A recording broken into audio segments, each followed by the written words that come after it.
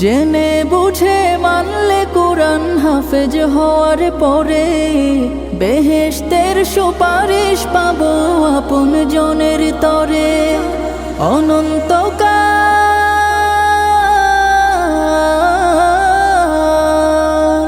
অনন্তকাল থাকবো সুখে জান্নাতের বাগান, যাদের বুকের মানিক হলো হাফেজে কুরআন, হাফেজে কুরআন, হাফেজে কুরআন।